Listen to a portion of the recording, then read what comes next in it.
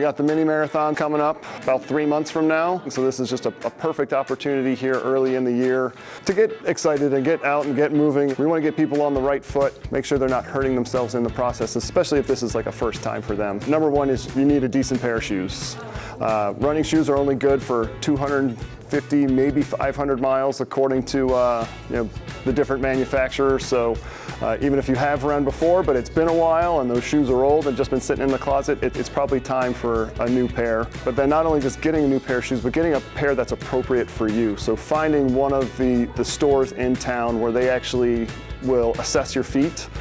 They might even have you run a little bit on a treadmill and recommend shoes that are correct for you. Second thing is finding probably like a good running program, a beginner's running program. There's lots of couch to 5K, couch to 10K type programs out there on the internet that are easy to use, they're free, and they are more of like a run walk, right? You'll run a little bit, then you'll walk a little bit, and just over time things will slowly progress.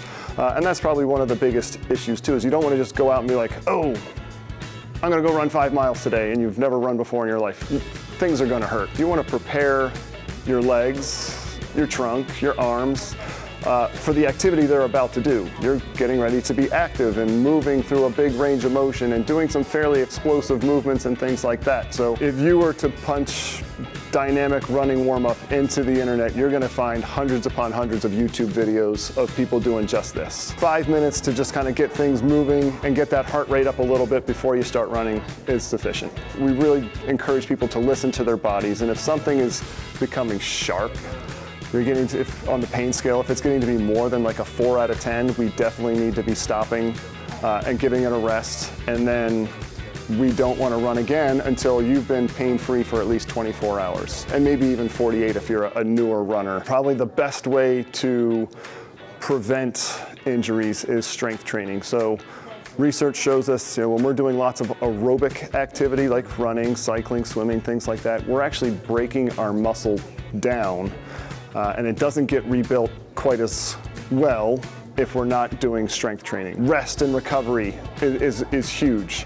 So a lot of people, again, when they're really busy, all of a sudden that 30-minute run is replacing 30 minutes of sleep or an hour of sleep, and we don't want to do that. We want to make sure we're still getting a good night's sleep. We want to make sure we're rehydrating, water, electrolytes, all that kind of stuff. Make sure our nutrition is good when it comes to getting lots of protein. We're talking 1 gram of protein for 1 kilogram of body weight every day. Get out there, do some research. You're going to hear lots of opinions. Probably best to talk to a professional who does this kind of stuff, whether it be a physical therapist or athletic trainer or somebody of that nature, sports medicine physician, to get some guidance and just make sure you're heading in the right direction and not heading towards an injury.